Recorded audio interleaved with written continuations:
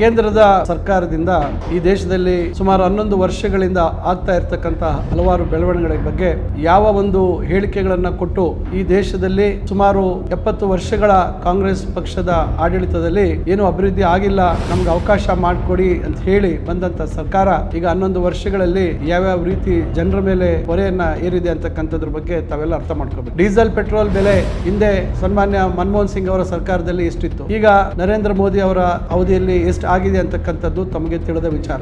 Gas ಬೆಲೆ ಇಡೀ ದೇಶದಲ್ಲಿ ಸುಮಾರು 600 ರೂಪಾಯಿ ಇದ್ದಂತ ಗ್ಯಾಸ್ ಬೆಲೆಯನ್ನ 1200 ರೂಪಾಯಿಗೆ ಏರಿಸಿ ನಂತರ ಚುನಾವಣೆ ಸಂದರ್ಭದಲ್ಲಿ ಅದನ್ನ 300 ರೂಗಳ ಕಡಿತ ಮಾಡಿ ಈಗ ಇತ್ತೀಚೆಗೆ ಮತ್ತೆ 50 ರೂಪಾಯಿ ಏರಿಕೆ ಮಾಡಿರ್ತಕ್ಕಂಥದ್ದು. ಅಂತಾರಾಷ್ಟ್ರೀಯ ಕಚ್ಚಾ ತೈಲ ಬೆಲೆ ಮಾರುಕಟ್ಟೆಯಲ್ಲಿ ಕಮ್ಮಿ ಆಗಿದ್ರು ಸಹ ಇವತ್ತು ಸೆಸ್ ರೂಪದಲ್ಲಿ ಬೆಲೆಯನ್ನ ಕಮ್ಮಿ ಮಾಡದೆ ಅದನ್ನ ಅದೇ ರೀತಿ ಮುಂದುವರಿಸತಕ್ಕಂಥದ್ದು ಎಷ್ಟು ಸರಿ. ಅಗತ್ಯ ವಸ್ತುಗಳ ಬೆಲೆ ಈ 11 ವರ್ಷಗಳಲ್ಲಿ ಎಷ್ಟು ಆಗಿದೆ ಅಂತಕ್ಕಂಥದ್ದು ತಮ್ಗೆಲ್ರಿಗೂ ತಿಳಿದಂತ ವಿಚಾರ.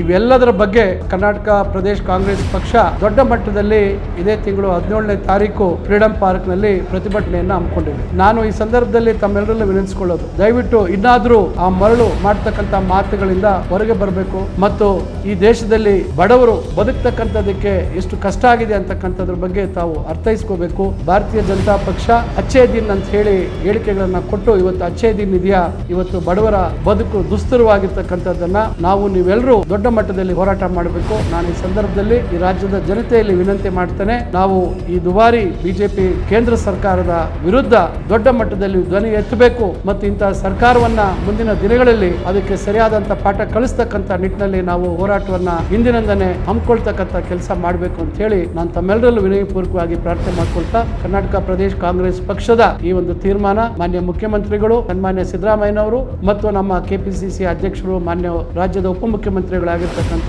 ಡಿ.ಕೆ. ಶಿವಕುಮಾರ್, ಪ್ರಧಾನ ಕಾರ್ಯದರ್ಶಿಗಳಾಗಿರ್ತಕ್ಕಂಥ ರಣದೀಪ್ ಸಿಂಗ್ ಸುರ್ಜೇವಾಲಾ ಅವರು, ಇವರೆಲ್ಲರ ನಾಯಕತ್ವದಲ್ಲಿ ಇದೇ ತಿಂಗಳು 17ನೇ ತಾರೀಕು ಫ್ರೀಡಂ ಪಾರ್ಕ್ ಅಲ್ಲಿ ಹಮ್ಮಿಕೊಂಡಿರ್ತಕ್ಕಂಥ ಈ ಒಂದು ಹೋರಾಟಕ್ಕೆ ತಾವೆಲ್ಲರೂ ಭಾಗವಹಿಸಬೇಕು ಮತ್ತು ಬಿಜೆಪಿಯ ಒಂದು ದ್ವಂದ್ವ ನಿಲುವನ್ನ ತಾವು ಜನರ ಮುಂದೆ ಅದನ್ನ ಬಯಲ್ಗೆಳಿತಕ್ಕಂಥ ಕೆಲಸಕ್ಕೆ ತಾವು ಸಹಕರಿಸಬೇಕು ಅಂತ ಹೇಳಿ ತಮ್ಮೆಲ್ಲರಲ್ಲೂ ವಿನಯಪೂರ್ವಕವಾಗಿ ವಿನಂತಿ ಮಾಡಿಕೊಡ್ತೇನೆ. ನಮಸ್ಕಾರ.